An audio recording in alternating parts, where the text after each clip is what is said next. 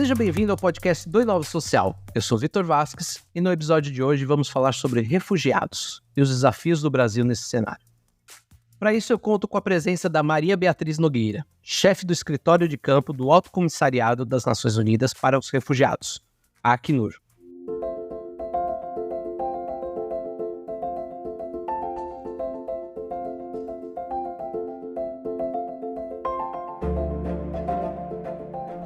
Beatriz, seja bem-vinda. Muito obrigada, Vitor. É um prazer. Bia, para a gente começar a conversa, assim como eu faço com todos os convidados que passam aqui pelo podcast de Inova Social, eu quero saber quem é a Maria Beatriz, como que a Bia chegou até aqui, qual que foi sua trajetória até aqui, para além da chefe do escritório de campo do Alto Comissariado da Acnur.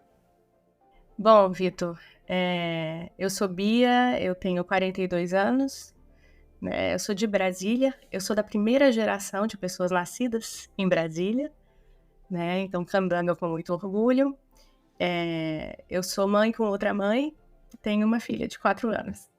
Eu comecei no curso de Relações Internacionais que eu fiz na UNB, no final dos anos 90, já comecei a me interessar muito pelo tema do deslocamento involuntário, porque a gente estava naquela época na década das conferências, numa década em que o multilateralismo estava muito em voga, falava-se em responsabilidade de proteger.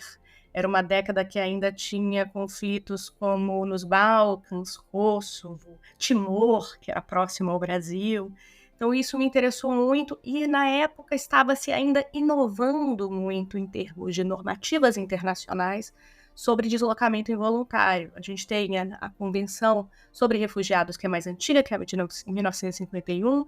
Temos outros instrumentos regionais dos anos 80, mas nos anos 90 criou-se a definição de pessoas deslocadas internamente. E o primeiro instrumento normativo sobre isso. Então é um tempo do multilateralismo pujante, do direito internacional muito frequente, de muita esperança na humanitária, no poder das Nações Unidas e nessa cooperação entre Estados, né?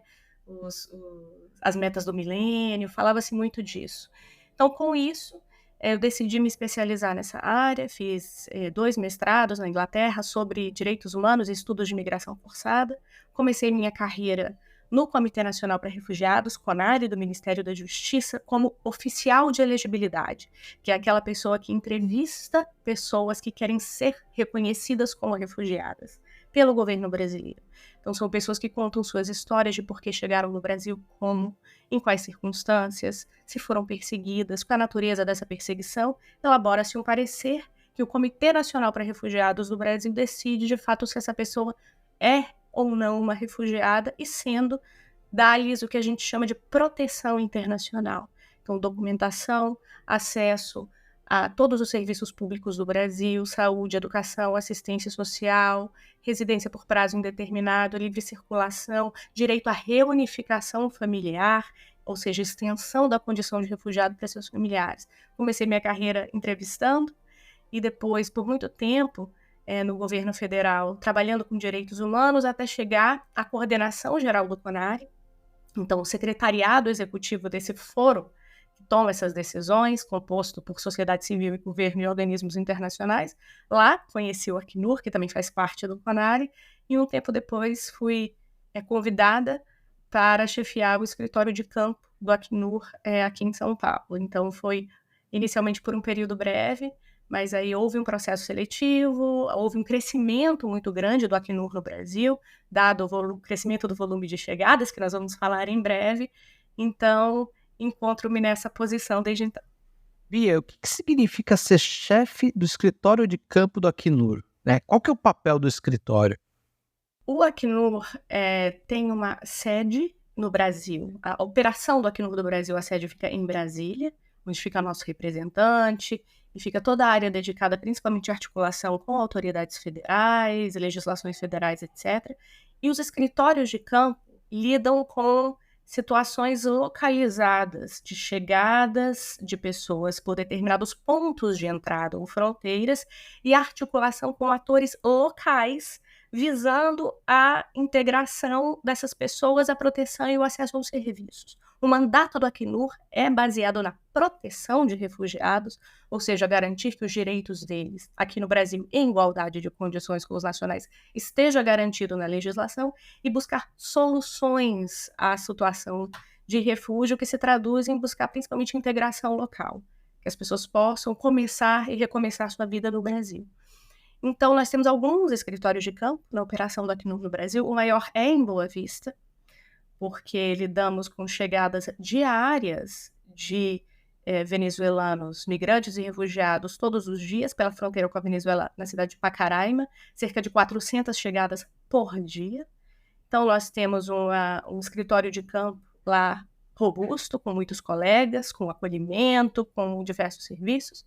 Temos também presença em campo em Manaus, em Belém, né, na cidade de Pacaraima, em fronteira, e em São Paulo. Nosso escritório aqui em São Paulo existe primeiro, porque depois de Pacaraima, o principal ponto de entrada no Brasil é o Aeroporto Internacional de Guarulhos. Essa sempre foi a principal fronteira antes do início do movimento venezuelano. E de lá recebemos pessoas de diferentes nacionalidades, todos os dias, né? A gente tem uma média era cerca de 10 mil pessoas, uma média que entrava antes da situação Afeganistão pelo aeroporto de Guarulhos. Agora a gente tem mais ou menos chega a 15 mil, 16 mil talvez, levando em consideração a chegada dos refugiados afegãos. Então a gente tem um ponto de entrada importantíssimo. A gente tem São Paulo, que é a cidade mais cosmopolita do Brasil, onde o maior número de pessoas, migrantes, refugiadas e apátridas estão registradas. A gente tem mais de 500 mil de registros ativos, né, no estado de São Paulo, de pessoas migrantes, refugiadas ou apátridas nessa condição. E São Paulo começou também como um polo de inovação nas políticas locais em relação à integração de refugiados. Então, a primeira coordenação municipal de políticas para migrantes, uma lei local, serviços de referência, serviços de acolhimento.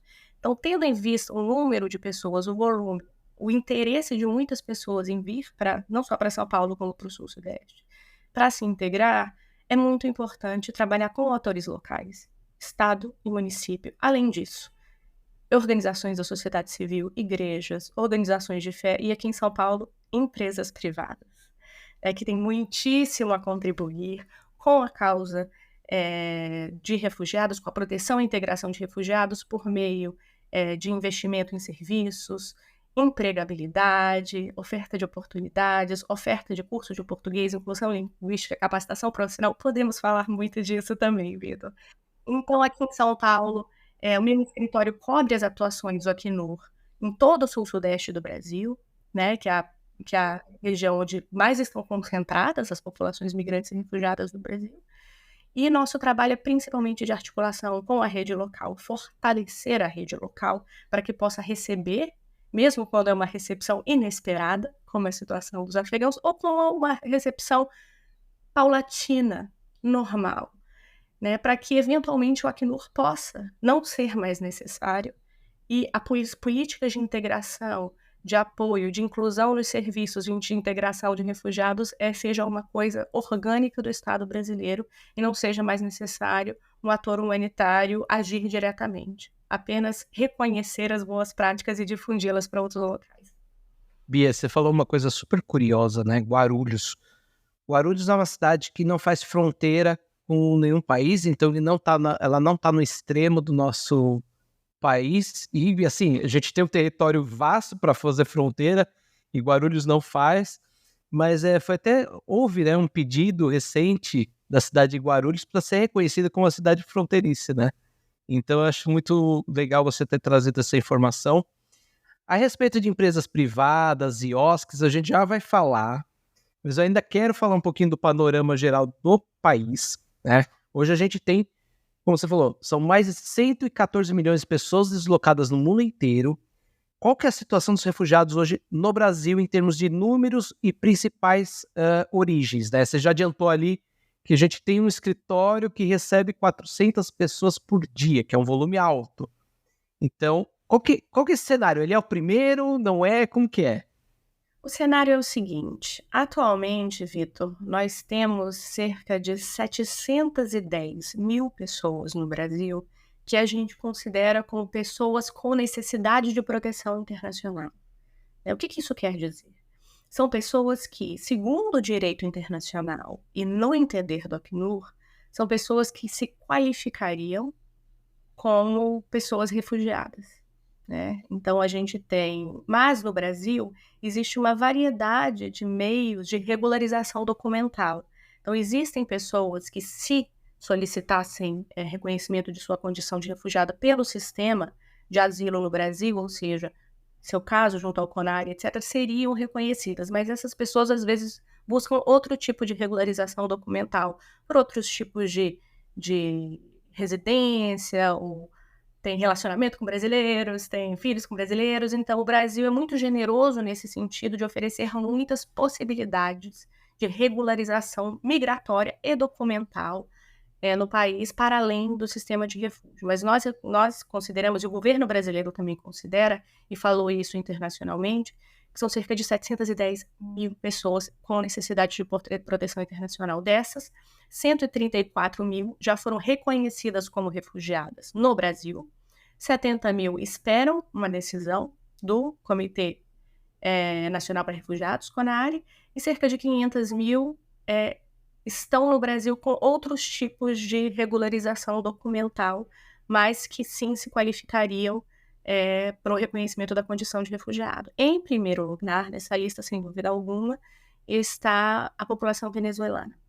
Né? A gente estima já que sejam mais de 600 mil pessoas, né, venezuelanas que estejam no Brasil, cerca de 550 mil já pediram sua documentação no território nacional. Depois disso, a gente tem a população haitiana, né, que em sua maioria, cerca de 87 mil pessoas já pediram regularização documental ou refúgio no Brasil. E depois, as principais nacionalidades que a gente tem no Brasil: Cuba, 18 mil, Angola, 8 mil, Afeganistão, 5 mil, aí segue Síria, Colômbia, Líbano e República Democrática do Congo. Nós temos muitíssimas nacionalidades, mais de 100 nacionalidades, né, que já solicitaram refúgio no Brasil, ou outras formas de regularização documental no país, mas essas são as principais nacionalidades, né? E isso é um reflexo muito grande dessa tendência de aumento do deslocamento involuntário mundial, né? Quando eu comecei minha carreira, Vitor, do refúgio em 2007, a gente tinha 400 solicitações de refúgio no Brasil por ano. Então, você sabia o nome das pessoas, você sabia a história das pessoas em detalhe. Você tinha o número de solicitações por ano, o mesmo número de que você tem entradas por dia de Pacaraima, sem contar Guarulhos, sem contar Epitaciolândia, Brasileia, no Acre, sem contar Foz do Iguaçu, que são alguns dos principais pontos de entrada no país. Então, o número de 710 mil é um número que há 10 anos atrás jamais se esperaria que o Brasil chegasse.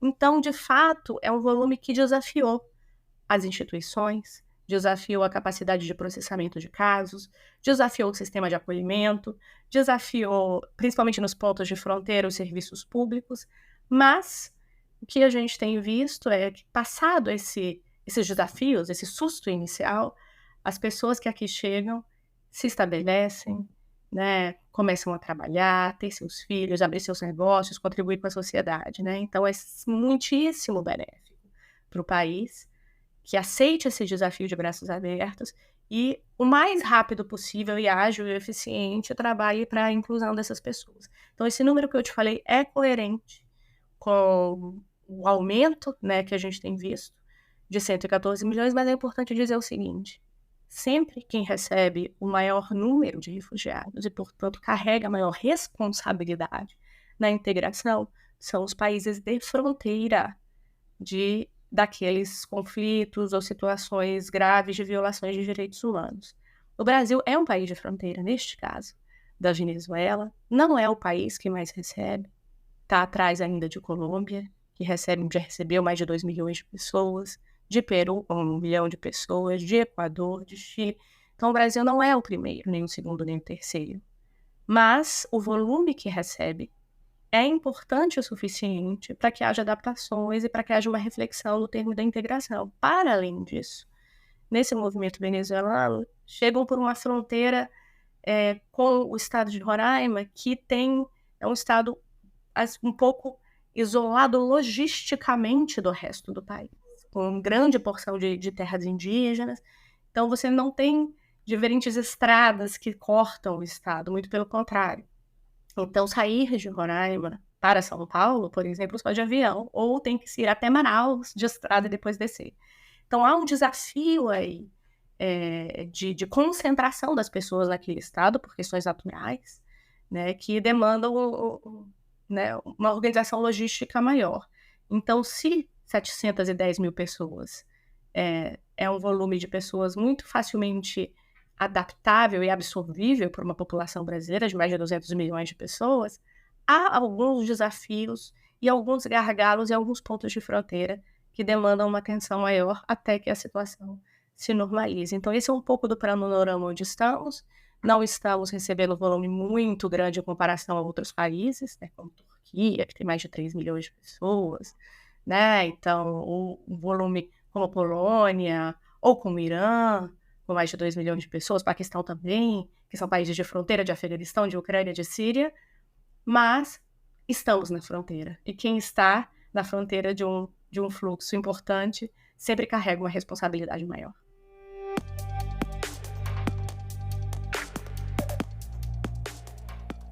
Bia, você já adiantou a respeito de desafios, né? Falou até mesmo dos desafios internos que a gente tem em Roraima, já é um desafio que não está ligado à causa dos refugiados, mas está ligado a um desafio nosso interno como país. Hoje, quais são os maiores desafios que vocês enfrentam no Acnur quando a gente está falando sobre o tema dos refugiados? Fora toda essa questão de aumento de volume de pessoas, você já adiantou ali um pouquinho da relação das empresas privadas, das OSCs. O que você tem de... O que você vê hoje de grandes desafios hoje do escritório? Podemos falar do escritório de São Paulo, que eu acho que tem bastante desafio também. Sim. Bom, eu acho que temos desafios nessa área de políticas públicas no nível estadual e no municipal.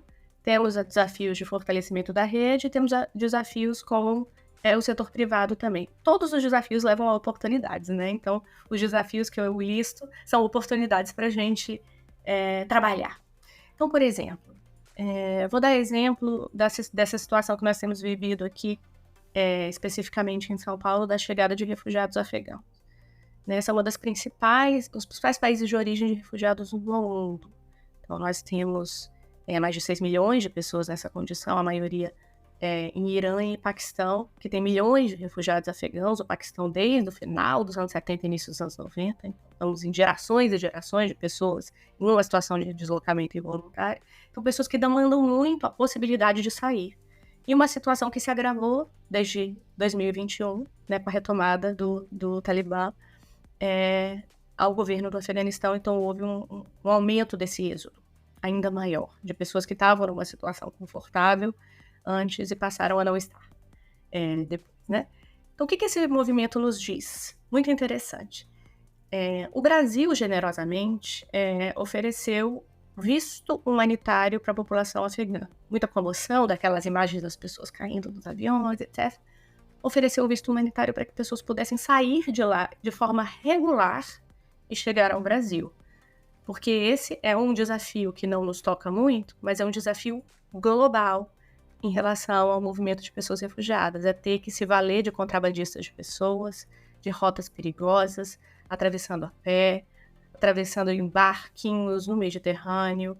Então, o Brasil tentou minorar essa possibilidade e ofereceu aos afegãos, também aos ucranianos, mas principalmente aos afegãos, uma possibilidade de visto humanitário. Então, as pessoas começaram a chegar, de início pouquinho, 1, 2, 10, 20. E a rede, quando o volume era menor, conseguia absorver a rede de acolhimento, os serviços de referência, etc. Quando começou a aumentar, o que nós percebemos? Esse é um movimento de pessoas, uma nacionalidade que não tem uma comunidade de diáspora no Brasil. como diferentemente de sírio-libanesa, angolana, ou dos países da região. Não tem. A gente, não tendo essa comunidade, não tem quem fale, né? Muita gente que fala o idioma dari ou pashto. Então, e é uma população que já está há muito tempo em situação de deslocamento involuntário. Já foi, voltou, foi do país muitas vezes, infelizmente, porque um conflito lá se reinventa. Então, chega aqui no Brasil, busca, no caso do aeroporto, posto avançado de atendimento humanizado ao migrante, equipamento da Prefeitura de Guarulhos, e pede ajuda. Com uma família de 5 filhos, pai, mãe, pessoa idosa, pessoa com deficiência. Né? No início, né, as pessoas tentando se comunicar com o Google Tradutor, né? Então já começa aí os desafios, né? Quando chega uma nacionalidade diferente, as pessoas, os centros de informação, os equipamentos que estão em pontos de fronteira estão com os recursos suficientes para poderem atender essa população, as pessoas são bem remuneradas em número suficiente, falam línguas, têm as informações seguras para poder fazer esse encaminhamento, então começa daí. E o encaminhamento para onde? Quando as pessoas chegam sem nada. A gente no Brasil, historicamente, tem uma rede de acolhimento público mais voltado para a população brasileira em situação de rua, que é um outro desafio muito diferente de pessoas que vêm com um idioma diferente, sem família, e precisam se integrar minimamente para trabalhar. Beleza? Então, a gente tem um desafio aí desse acolhimento emergencial, informação, acolhimento e referenciamento para os primeiros serviços. Saúde, educação, documentação e assistência. Aqui no Brasil, a legislação franqueia acesso a esses serviços a todos, mesmo aqueles que ainda esperam o reconhecimento da condição de refugiado. Então, a legislação é generosa, mas às vezes precisa desse apoio. A escola que recebe uma criança afegã de 6 anos, a escola da rede, o posto de saúde que recebe uma gestante afegã quase para ter a luz, que não pode ser atendida por um homem, que é a única pessoa que está de plantão, né? A pessoa da assistência social que vai fazer a inclusão no cadastro único, e para isso a pessoa tem que ter uma conta bancária para receber o benefício, para ter uma conta bancária tem que ter toda a documentação em dia. Então tem o acesso efetivo aos serviços, e esses serviços são franqueados principalmente por estado e município. Então, muito importante a gente trabalhar com as redes locais. Então, temos esse desafio aí. Outro desafio que não precisaria ser, mas ainda é no país, é inclusão linguística. Língua portuguesa é uma coisa que nós temos em abundância no país. Então, não é um recurso escasso. Mas, sem língua portuguesa, é muito difícil para pessoas que não falam esse idioma conseguirem alguma oportunidade. Que dirá, para a população venezuelana, é um pouco mais fácil, falam espanhol. Mas para a população que fala dari ou pashto, né? Como é que essas pessoas podem acessar o ensino da língua portuguesa? Então, a gente poderia, né, ter uma política mais abrangente, seja estadual, seja nacional, de português como língua de acolhimento. Então, a gente ainda está um pouco nesse gargalo, porque isso é uma demanda do setor privado também, para oferecer oportunidades que tenham um português básico, né? Salvo algumas exceções. E nós temos ainda também que fortalecer as redes locais. O Acnur não pode estar em todos os estados. Então, em estados onde não temos presença, tem que ter organizações da sociedade civil, comunidades, organizações lideradas por refugiados que já estão aqui há mais tempo, que possam se formalizar, ter financiamento para que possam apoiar as comunidades que chegam, né? E, finalmente, ainda temos um desafio do setor privado, né? Porque às vezes é muito difícil uma empresa dar uma oportunidade para uma pessoa que chega com uma carteira de trabalho em branco, nova, recém-tirada, com experiências do seu país de origem, ainda com uma língua portuguesa um pouco começando, né? Precisando um pouco de adaptação no sistema de recrutamento interno. A gente tem conseguido um avanço aí, principalmente em relação a reconhecer a importância das áreas de diversidade nas empresas. Então, essa agenda social tem nos ajudado, né? Mas a gente espera que, para além da agenda social, para além da diversidade, que as competências dessas pessoas possam ser reconhecidas quando dos recrutamentos e que as empresas privadas, né, as pessoas também entrem com apoio maior para todo esse setor de políticas públicas, para as organizações financiadas por refugiados e para todas as organizações que trabalham com refugiados. né? A gente tem encontrado, e o nosso alto comissário falou isso muito, uma crise muito, muito grande de financiamento de todas as ações humanitárias do mundo. Então, a gente teve uma situação, quando começou o conflito da Ucrânia, que esse financiamento teve muito presente, principalmente para aquela região, mas e para Sudão, né? E para Brasil, e para o Sahel, e para Mianmar, e para essas outras situações, onde não chegou um volume tão grande. Então, todo o apoio que for possível dar, né, para as organizações que estão trabalhando, seja a Acnur, seja organizações lideradas por refugiados e toda a rede, também fortalece-se muito as possibilidades de integração ao longo do país.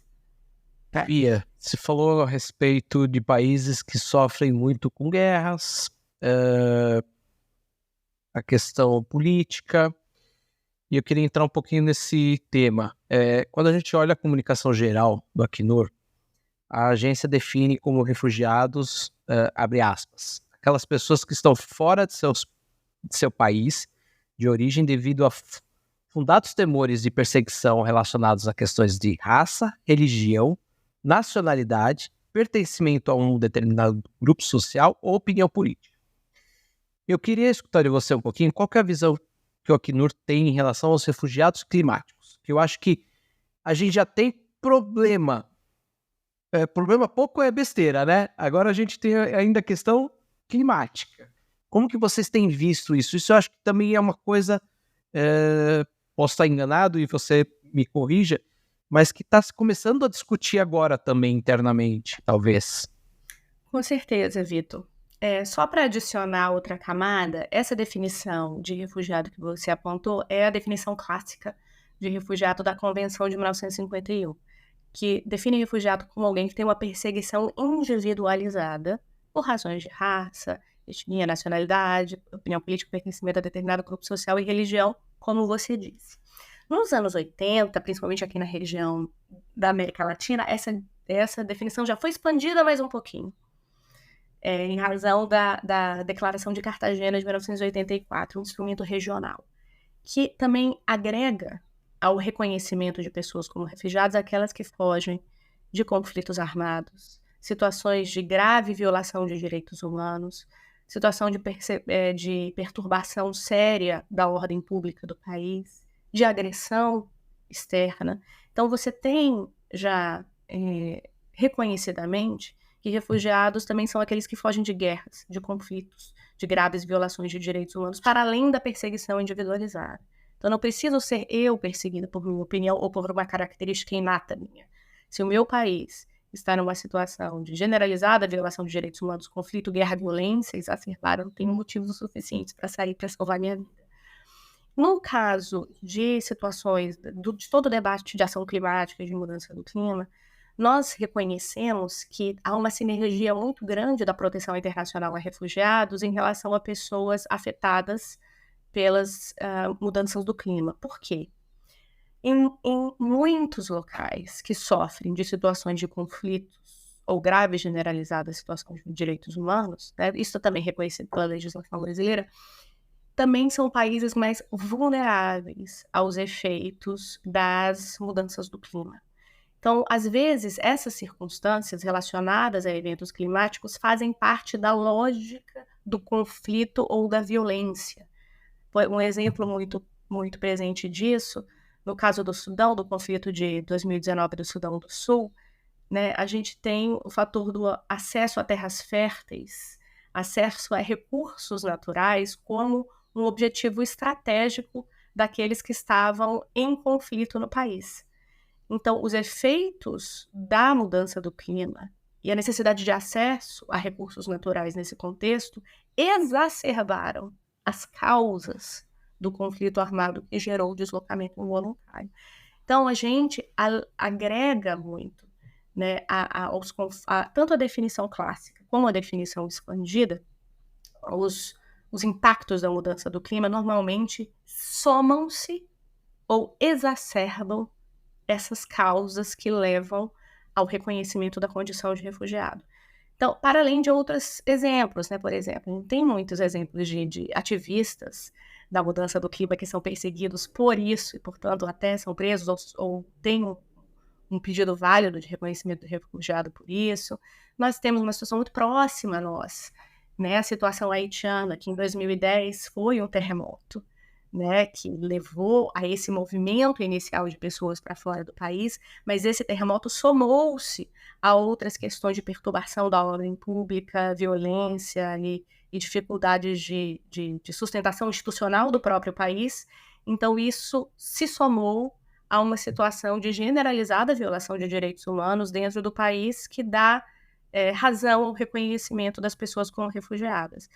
Então, essa correlação muito clara que a gente vê entre os efeitos da mudança do clima e as causas legais, jurídicas reconhecidas do asilo, né, do refúgio.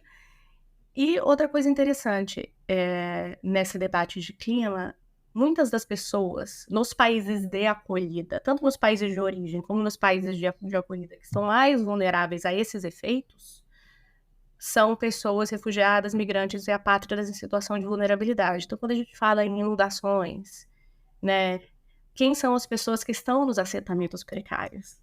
Quem são as pessoas que estão nas ocupações urbanas mais vulneráveis? Em muitas situações, são as pessoas refugiadas que acabaram de chegar e que ainda não se assentaram no Brasil ou em outros países. Então, isso, quando a gente fala de ciclone em Moçambique, por exemplo, quem que está nos campos e nos assentamentos de refugiados, que são mais drasticamente afetados por uma situação como essa? Quando a gente fala de inundações no Paquistão, um dos países que mais recebe refugiados no mundo, quem é que está sendo afetado por essas inundações? É claro que são as comunidades de acolhida também, e esse tipo de situação interfere e prejudica que essa acolhida seja feita da melhor maneira. Mas as populações refugiadas são muitíssimo mais propensas a estarem afetadas por esses efeitos adversos, né, de superaquecimentos, ou inundações, ou ciclones, ou queimadas, como a gente viu recentemente no Chile. Então, há uma preocupação muito grande do Acnur com essa temática, né? Nosso alto comissário esteve na COP28, há uma grande expectativa para começar a COP30 no Brasil, em Belém do Pará, no ano que vem. A gente aqui no Brasil, por exemplo, outro tema, a gente lida muito com populações indígenas refugiadas que chegam ao Brasil. A gente tem mais de 10 mil populações indígenas venezuelanas que chegaram ao Brasil desde 2018, principalmente da etnia Yawarao. Então, como a gente mantém e preserva, né, os modos de vida tradicionais dessas populações em coordenação com as populações indígenas brasileiras nesse contexto, né, de ameaças à nossa biodiversidade, ao nosso ecossistema. Então, são muitas as áreas em que a gente pode atuar junto com os governos em prevenção, mitigação e resposta de efeitos das mudanças climáticas, levando sempre em conta que populações refugiadas estão mais vulneráveis a esses efeitos adversos na origem, ao longo do seu movimento e na chegada.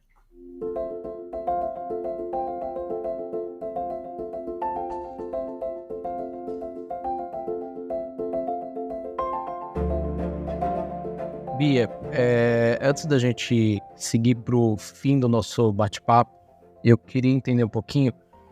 A gente falou muito de chegada, mas depois que essas pessoas estão aqui, quais são as estratégias adotadas pelo Acnur para promover essa integração, essa inclusão social dessas pessoas no Brasil? Eu sei que você falou aqui de povos indígenas, deu exemplo de venezuelanos, eu imagino que cada um, né, os afegãos, a gente sabe que cada pessoa, ela tem um cuidado, por mais que seja um volume muito grande. Você falou que lá atrás a gente sabia o nome de cada um que chegava, e hoje em dia já não dá mais pelo volume de gente, mas eu imagino que não seja uma estratégia que dê para ser adotada para todo mundo. Então hoje, como que vocês fazem essa integração desses refugiados?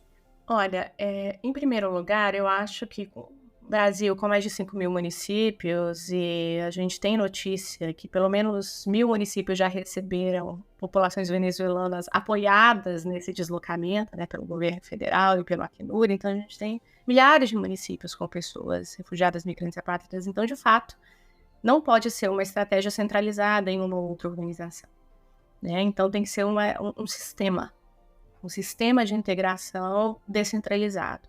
E o que está descentralizado no país, né, em termos gerais? Principalmente são as políticas sociais, educação, saúde e assistência, universais e de acesso a todos. Então, se a gente tiver primeiro, antes de tudo, como a gente falou de chegadas, sempre fronteiras abertas, sempre possibilidade ampla de documentação. Já chegadas aqui, esses serviços públicos básicos, gratuitos e universais têm que estar capacitados e prontos para poder incluir essas pessoas quando chegam no Brasil ao longo de sua trajetória aqui. Então,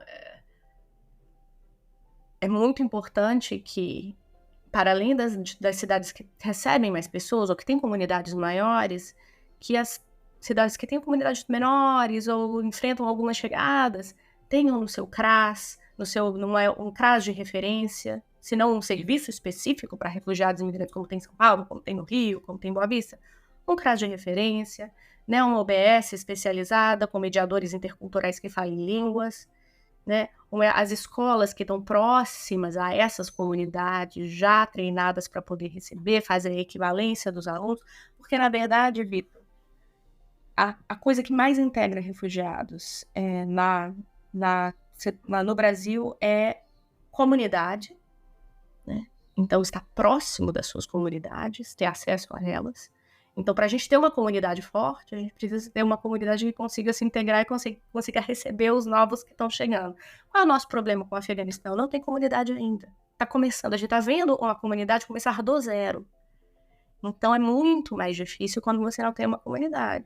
Ao contrário de quando a gente recebeu, principalmente em 2013 e 2014, refugiados sírios no Brasil por visto humanitário. Chegaram 3.500 pessoas pelo aeroporto de Guarulhos e não estavam aguardando acolhimento, que a comunidade se mobilizou, trouxe e acolheu. Então, a principal é a comunidade. Outro, como eu falei, serviços. Matrícula de crianças na escola, seja rede pública, seja rede privada, é um dos principais fatores de integração. As famílias que chegam já começam a trocar com famílias brasileiras, já se inserem na comunidade escolar. As crianças são as primeiras a falar português de longe, Em 2 meses estão rindo do sotaque dos pais, ensinando aos pais. Então, inserção de crianças, quando é o caso, na comunidade escolar, em todos os serviços ao redor, é um grande fator de integração. E acesso ao mercado de trabalho e empreendedorismo. Isso é o que as pessoas buscam muito. E, uma vez entrando, conseguem fidelizar no seu emprego, subir na sua carreira, às vezes abrir seu negócio. Quando abrem seu negócio, empregam brasileiros, movimentam a economia local, a cadeia de valor local.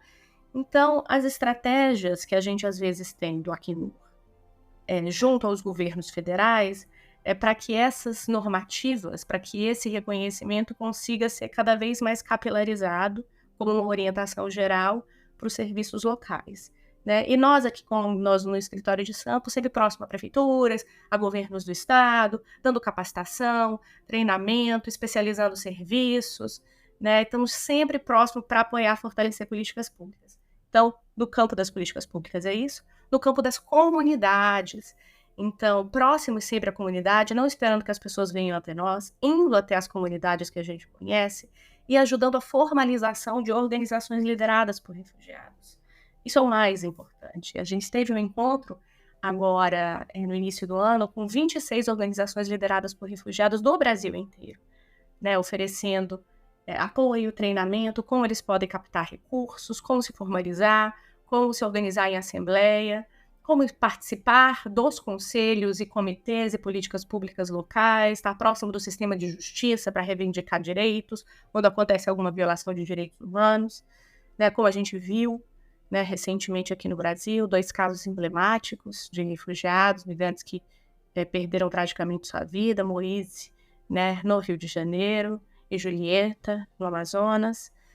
Esses casos sempre nos lembram que as comunidades não têm que estar sempre capacitadas, fortes, empoderadas e próximas de atores do sistema de justiça e do poder público para reivindicar seus direitos. Então, empoderar comunidades para que possam se integrar e trazer e ajudar na integração dos próximos que chegam. E o último pilar, como disse, é setor privado, reconhecer a oportunidade que é, né? Fala-se muito, às vezes, que seja talvez uma responsabilidade grande, ou que as pessoas estão aqui para roubar empregos nacionais. Mitos e truísmos dessa natureza não condizem com a complexidade que é, né, a economia, com a complexidade que é pensar em termos de impacto social, como isso traz benefícios para as empresas, para as sociedades que estão sendo positivamente impactadas.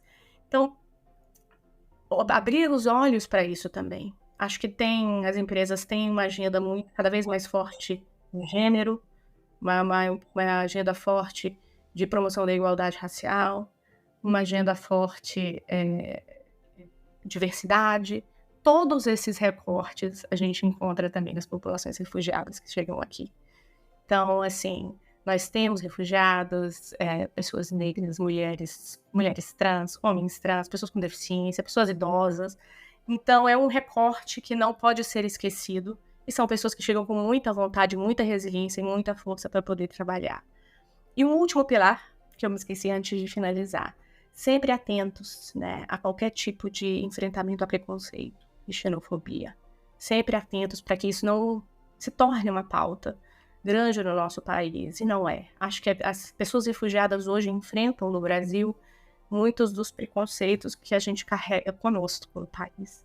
Então, questões relativas a racismo, homofobia, machismo, chagas nossas, né, que as populações que aqui chegam se deparam e também enfrentam.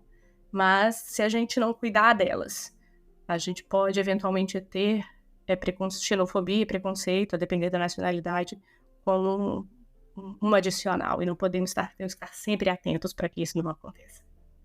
Bia, para a gente encerrar, eu quero pegar exatamente esse finzinho da sua fala. E quando a gente fala de refugiados, a gente está falando de pessoas, né? A gente está falando de pessoas que estão passando por um momento de vulnerabilidade. Estamos falando de pessoas que possuem suas histórias, são pais, mães, filhos, avós, assim como todos nós. Mas a gente sabe que existe, você acabou de falar, acabou de citar xenofobia e outros tantos preconceitos.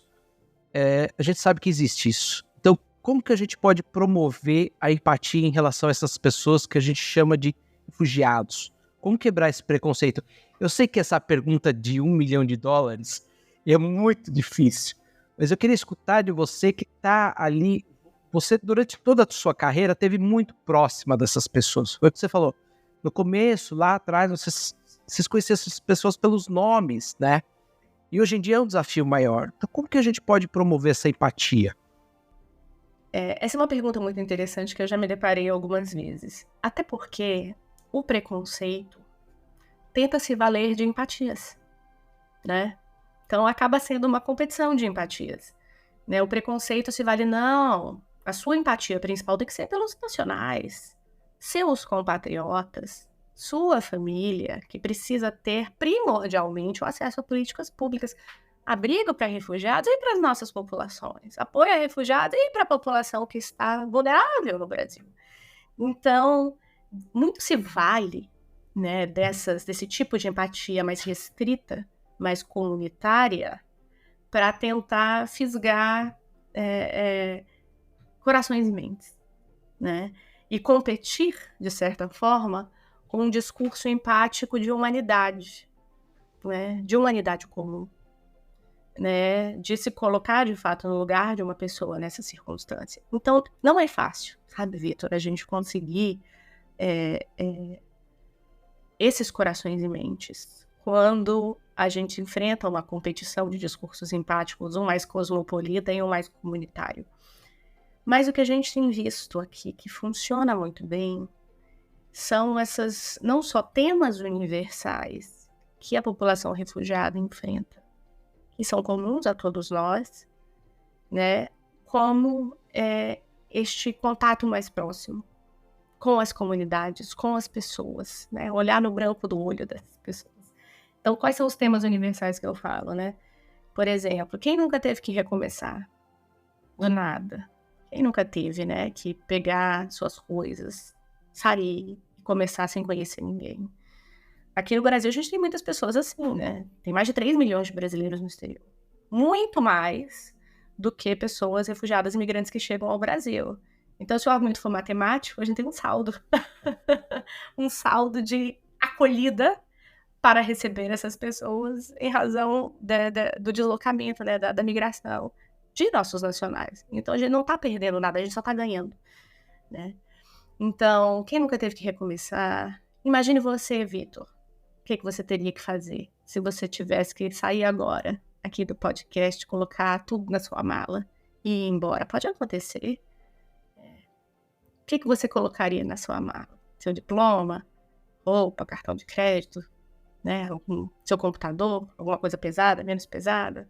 O que levaria, né? O que você esqueceria e deixaria para trás? Então, quando você começa a pensar nessas coisas, essas decisões tipicamente nossas, tipicamente humanas, você começa a entender os tipos de dilemas que pessoas que chegam no Brasil todos os dias enfrentam. Essa é uma outra coisa. Isso não é uma coisa de Ucrânia, isso não é uma coisa de Sudão, não é uma coisa de Afeganistão, de Gaza, muito distante. Isso é uma coisa de aqui, de todos os dias, essa chegada em Guarulhos, em todos os municípios, em Pacaraio, na sua cidade.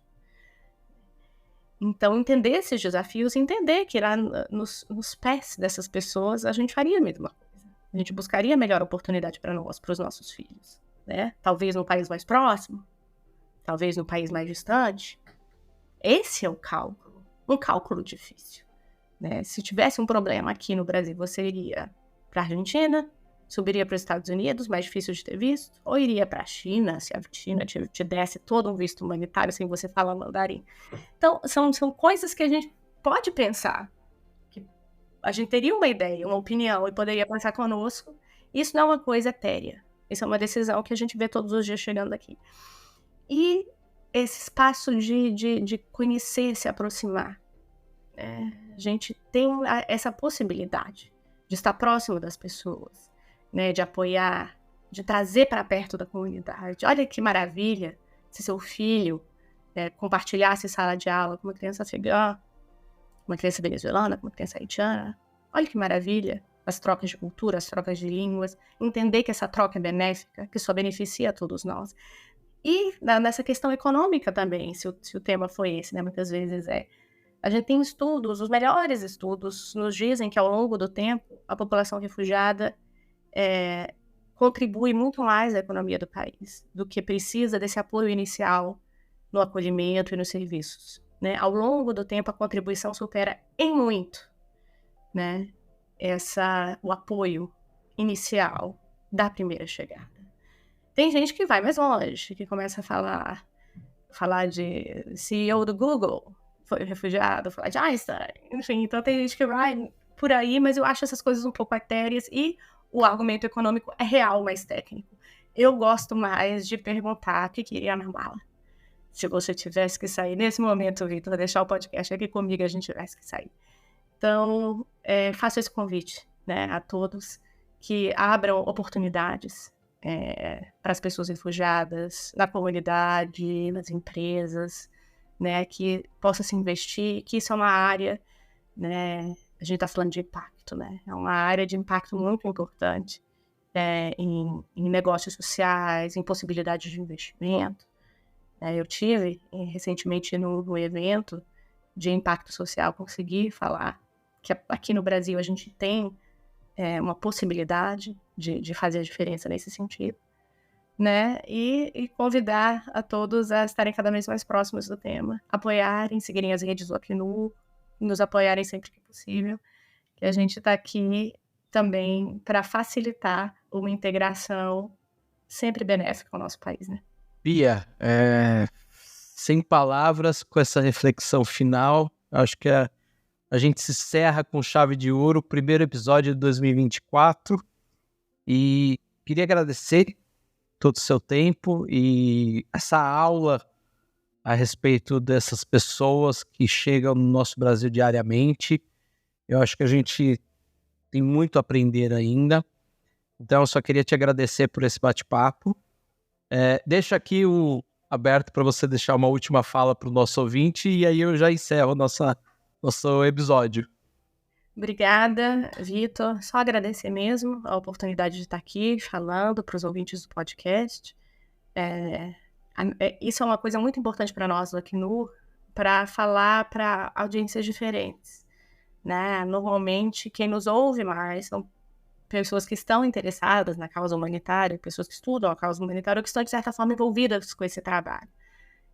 O podcast é uma oportunidade de falar para audiências novas, para pessoas novas que eventualmente nunca pensaram em alguns temas ou que, melhor ainda, têm a possibilidade de ajudar, de contribuir, de investir no potencial dessas pessoas.